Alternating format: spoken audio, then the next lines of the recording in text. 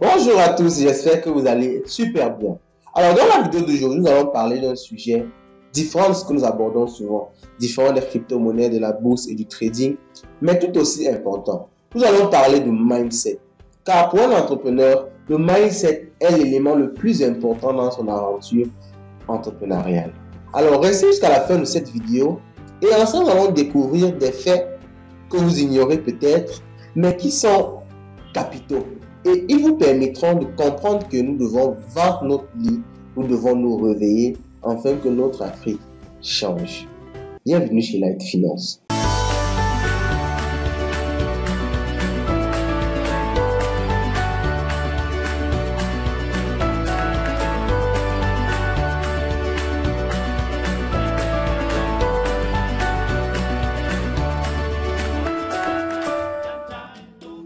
L'histoire entre la France et l'Afrique, ou encore entre l'Occident et l'Afrique, car il est important de généraliser car ce n'est pas juste la France, ne date pas d'aujourd'hui.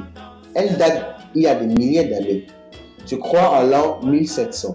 Je laisse le soin aux historiens de la communauté de nous faire des précisions de date en commentaire, car nous avons une grande communauté de personnes très intelligentes et, comme on le dit, nous sommes tous ignorants, mais nous n'ignorons pas la même chose.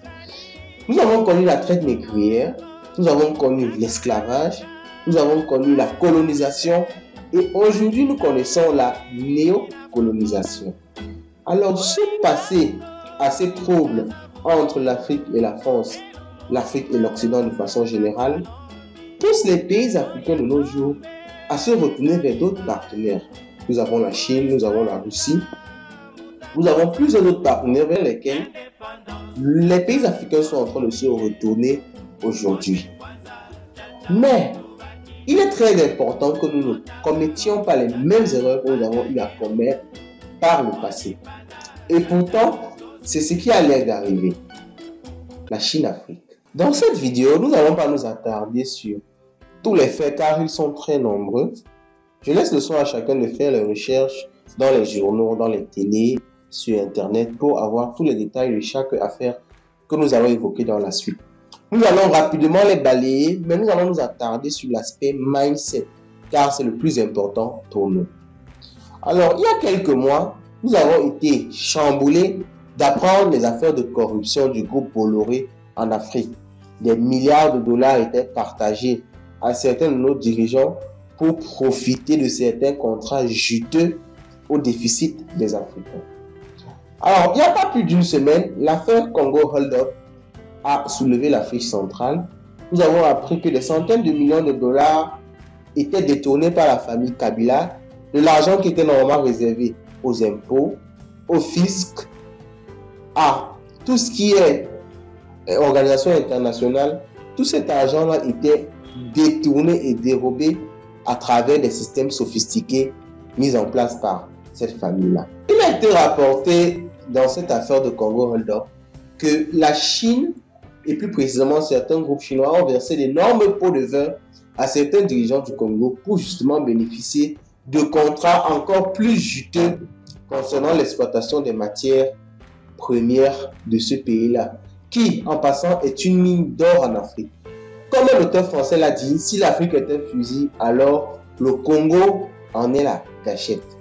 Alors, par rapport à ces révélations-là, on se pose la question.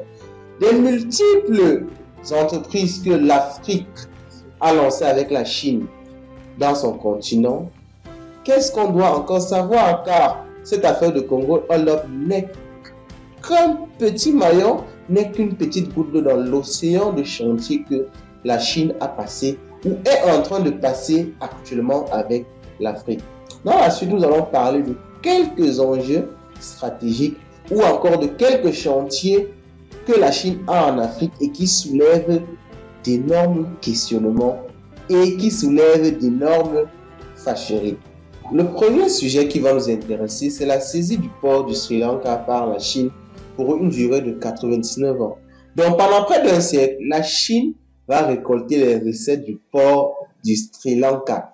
Et pourquoi? Parce que le Sri Lanka ayant contracté une énorme dette envers la Chine et n'ayant pas pu rembourser, la Chine a tout simplement confisqué le port un des ports les plus importants actuellement au monde. Alors la Chine a une manière de faire assez ingénieuse. Lorsqu'on n'arrive pas à la rembourser, il y a deux cas. Soit elle saisit une de vos infrastructures capitales, ou encore vous lui donnez les matières premières pour un montant plus ou moins équivalent. Eh bien, quand je dis plus ou moins, c'est bien plus que moins. La seconde affaire qui nous intéresse est celle de l'autoroute Yaoundé-Douala.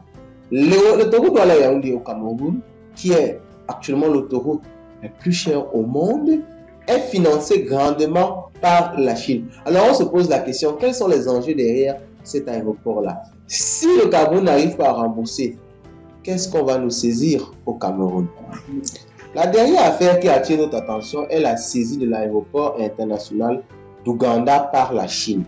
Alors, le gouvernement ougandais ayant contracté une somme astronomique envers la Chine et ne pouvant pas rembourser cette somme-là, la Chine a tout simplement confisqué son aéroport ou est en voie de le faire conformément aux clauses qu'ils avaient signées. Alors, on voit là que à chaque don ou offre de la Chine, il se cache derrière la part de nos matières premières, la part de nos infrastructures.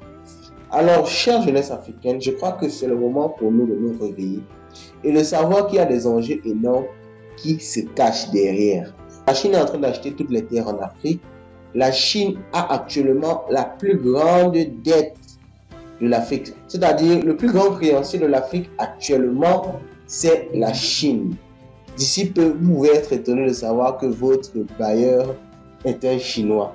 Donc, je pense que grâce à une chaîne comme Light Finance, avec des contenus variés et intéressants que nous proposons, nous pouvons avoir la main mise sur nos matières premières et sur notre économie. Car, comme on dit chez nous, l'argent, c'est le nerf de la guerre.